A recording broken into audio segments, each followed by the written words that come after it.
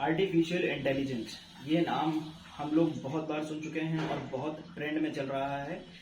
आज हम इसी टॉपिक के बारे में डिस्कस करेंगे कि आर्टिफिशियल इंटेलिजेंस जो हम लोग देख रहे हैं या जो सुन रहे हैं, उसमें कौन से ऐसे स्टॉक्स हैं अपने इंडियन मार्केट में जिनमें हम इन्वेस्ट कर सकते हैं।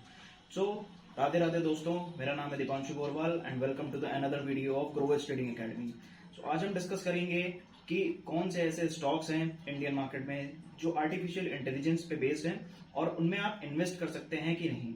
हम टेक्निकली उनको एनालाइज करेंगे कि टेक्निकली उसमें क्या टेक्निकल्स बन रहे हैं, क्या पैटर्न्स फॉर्म हो रहे हैं, उसके बेसिस पे हम उसमें एंट्री है या नहीं, या आने वाले टाइम में कब तक उसमें एंट्री मिल सकती है हमको और हमें उसमें कितना रिटर्न जनरेट हो सकता है।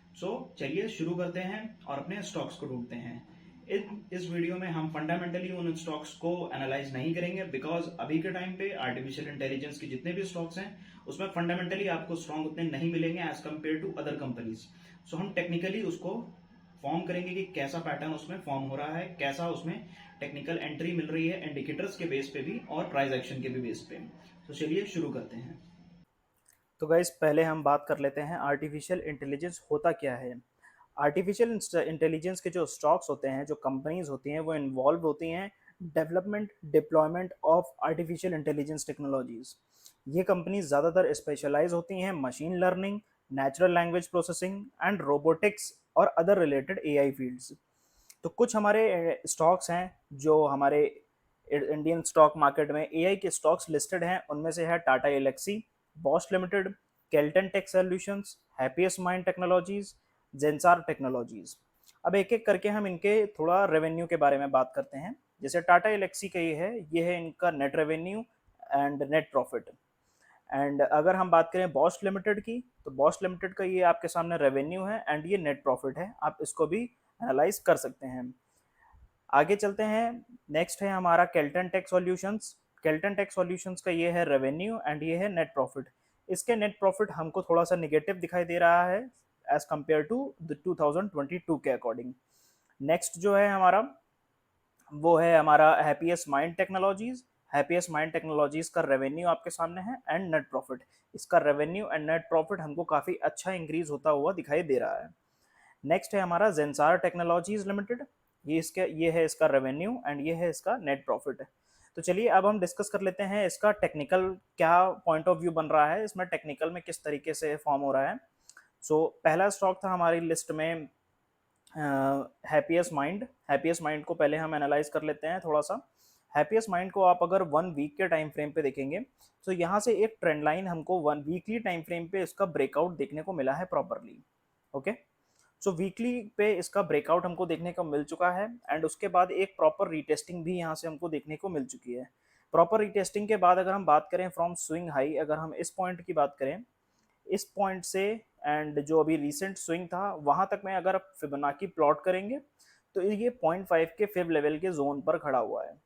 अगर यहाँ पे कोई एक डेली टाइम फ्रेम पे कोई बुलिश कैंडल हमको देखने को मिलती है, जैसे कि अगर हम डेली टाइम फ्रेम पे चलते हैं, डेली टाइम फ्रेम पे यहाँ पे अगर कोई बुलिश कैंडल या इनगल्फिंग कैंडल हमको देखने को मिलती है तो हम वहाँ पे अपनी एंट्री एग्जीक्यूट कर सकते हैं। ओके, नेक्स्ट चलते हैं। नेक्स्ट हमारा स्टॉक था टाटा एलेक्सी। टाटा एलेक्सी को देख लेते हैं। टाटा एलेक्सी को भी एक बार हम लोग 1 वीक के टाइम फ्रेम पे देखेंगे बिकॉज हम लोग ये इन्वेस्टमेंट पर्पज से प्लान कर रहे हैं, तो इसलिए हम इसमें वीकली टाइम फ्रेम पे क्या एनालिसिस चल रही है हम उसको प्लान करेंगे। टाटा एलेक्सी को अगर आप देखेंगे तो 2022 में अगस्त में इसने 10,760 का हाई लगाया था एंड वहां से इसमें कंटिन्यूसली डाउनफॉल हमको देखने को मिला। अगर आप from swing high to swing low पे एक फिबोनाची प्लॉट करेंगे तो ये इसका 0.5 का फिब जोन है जो है अप्रोक्सीमेटली 8,050 का। अब डेली टाइम फ्रेम पे चलते हैं कि क्योंकि अभी जो स्टॉक चल रहा है वो 7,300 का अप्रॉक्स चल रहा है। वहां से अगर हम 8,050 की बात करें तो ऑलमोस्ट 10-11% ऊपर हो गया। वहां से अगर हम इतनी ऊपर बाइंग करेंगे तो कोई मतलब नहीं है उसका, हम लोग को इन्वेस्ट करना है, तो इसलिए हम लोअर प्राइस पे बाय करेंगे एंड उसको इन्वेस्ट करके छोड़ देंगे। उसके बाद अगर हम बात करें जो रिसेंट स्विंग है हमारा, वो 8 जून 23 को यहाँ से हमको फॉल एक कंटिन्यूसली देखने को मिला था। तो यहाँ से अगर हम फिर एक फिबोनाची प्लॉट करेंगे तो 7460 का हमारा 0.5 का फिब लेवल आ रहा है। सो अगर कोई भी कैंडल यहाँ से डेली टाइम फ्रेम पे एक इसको ब्रेक करती है इस रेजिस्टेंस को, देन एक हम रीटेस्टिंग का वेट करेंगे, एक रीटेस्टिंग, एंड देन हम उसके बाद पहला टारगेट हमारा 0.5 का फिर लेवल जो वीकली टाइम फ्रेम पर है, हम वहां तक के लिए इसको प्लान कर सकते हैं। और उसके बाद भी आप आगे के लिए इसे होल्ड रख सकते हैं जो इसका ऑल टाइम हाई है वहां तक के लिए। ओके, सो नेक्स्ट स्टॉक है हमारी लिस्ट में जो था वो था बॉश लिमिटेड का। या सो वो बॉश लिमिटेड को भी हम एक बार 1 वीक के टाइम फ्रेम पे एनालाइज करेंगे। तो 1 वीक के टाइम फ्रेम पे आप देखेंगे तो एक प्रॉपर यहाँ पे एक रेजिस्टेंस थी 18,000 के अप्रॉक्स पे, जिसका ब्रेकआउट हमको काफ़ी अच्छा देखने को मिला, एंड वीकली टाइम फ्रेम पे ये कंसोलिडेशन रेंज पर है। डेली टाइम फ्रेम पे चलते हैं। डेली टाइम फ्रेम पे भी आप देखेंगे तो एक ट्रेंड लाइन को ये काफ़ी अच्छा रिस्पेक्ट दे रहा है। इस ट्रेंड लाइन से आने के बाद एक बाउंस बैक हमको यहाँ पे देखने को मिलता है। सो अगेन यहाँ से एक रेजिस्टेंस, इस जो पहले रेजिस्टेंस थी अब ये सपोर्ट है, तो एक सपोर्ट पे हमको एक बुलिश कैंडल देखने को मिली, and exactly support trend line से इसने सपोर्ट लिया, एंड हमको एक अगेन एक अप ट्रेंड देखने को मिला। अभी ये कंसोलिडेशन रेंज में है बिकॉज ऊपर भी एक 3 बार यहाँ से रिजेक्शन ले चुकी है, जो इसका हाई है 19,360 से 380 के जोन के आसपास, 19,900 आप कह सकते हैं राउंड ऑफ में। तो वहां से हमको 3 बार रिजेक्शन देखने को मिल चुकी है। अगर फिर से ये इस ट्रेंड लाइन के पास आता है प्राइस, इस ट्रेंड लाइन के पास, तो फिर हम यहाँ पे एक बुलिश इनगल्फिंग या फिर एक रिवर्सल कैंडल का वेट करेंगे। वहां पे हमें अपनी एंट्री बनानी है और ट्रेंड लाइन के नीचे अपना एसएल रहेगा। पहला टारगेट हमारा जो अभी तक का हाई है वहां तक ही रहेगा 19,900 तक का। ओके, उसके बाद बात कर लेते हैं नेक्स्ट स्टॉक की जो था केल्टन टेक्नोलॉजीज। केल्टन को भी एक बार हम लोग 1 वीक के टाइम फ्रेम पे एनालाइज करेंगे। 1 वीक के टाइम फ्रेम पे आप देखेंगे कि जनवरी 2022 से एक कंटिन्यूसली फॉल हम लोग को यहाँ से देखने को मिला था। उसके बाद अगर हम एक फिबोनाची प्लॉट करेंगे तो फिबोनाची में आपका जो लेवल आएगा वो ऑलमोस्ट 88 से लेकर 90 के जोन के आसपास आएगा। 1 डे के टाइम फ्रेम पे एक बार एनालाइज करते हैं। 1 डे पर भी एक ट्रेंड लाइन को काफ़ी अच्छा सपोर्ट दे रहा है। उसके बाद अगर बात करें तो इसमें ऑलमोस्ट 17 जुलाई से लेकर 31 अगस्त तक ऑलमोस्ट 1 महीने इसने कंसोलिडेशन रेंज में रहा, एंड देन अगेन इसमें एक ब्रेकआउट देखने को मिला। अभी ये 0.5 के फिब लेवल के आसपास पे है इस जोन पे।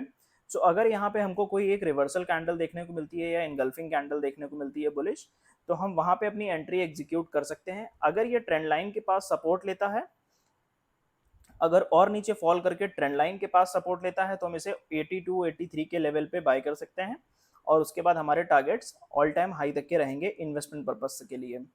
नेक्स्ट और लास्ट स्टॉक जो हमारा था जेंसार टेक्नोलॉजीज। जेंसार टेक्नोलॉजीज की भी बात कर लेते हैं, इसमें किस तरीके का पैटर्न फॉर्म हो रहा है। इसको भी हम लोग 1 वीक के टाइम फ्रेम पे एनालाइज करेंगे। तो इसमें यहाँ पे ऑलमोस्ट 2021 से हम लोगों को एक कंटिन्यूसली फॉल देखने को मिला, एंड उसके बाद यहाँ से 22 दिसंबर 22 से अगर हम देखें तो एक हमको यहाँ से अब ट्रेंड चालू होता हुआ दिखाई दे रहा था। प्राइस ने कंटिन्यूसली हायर लो का फॉर्मेशन बनाना शुरू कर दिया था। आप देख सकते हैं हायर लो का फॉर्मेशन है ये। तो अगर हम बात करें कि इसमें वीकली टाइम फ्रेम पे जो रेजिस्टेंस थी इस जगह पे 550 के अप्रॉक्स पे, तो यहाँ पे अगर हम बात करें 5 सितंबर 23 की, तो इसने एक ब्रेकआउट हमको देखने को दिया, बट ये सस्टेन नहीं हो पाया। अब अगेन ये ब्रेकआउट की प्लानिंग कर रहा है, तो अगर ये ब्रेकआउट सस्टेन करता है, ब्रेकआउट होता है, थोड़ा सा यहाँ पे हम कंसोलिडेशन का वेट करेंगे इस जगह पे, या फिर अगर कंसोलिडेशन नहीं होता है तो एक रीटेस्टिंग का वेट करेंगे, और हमारी एंट्री जो होगी वो जो रीसेंट हाई है 575.50 उसके ऊपर ही हमें एंट्री एग्जीक्यूट करनी है फॉर लॉन्ग टर्म पर्पस के लिए। सो ये थे हमारे एआई स्टॉक्स। आप कौन से स्टॉक्स में इन्वेस्ट करना चाहते हैं, it's just an educational purpose video.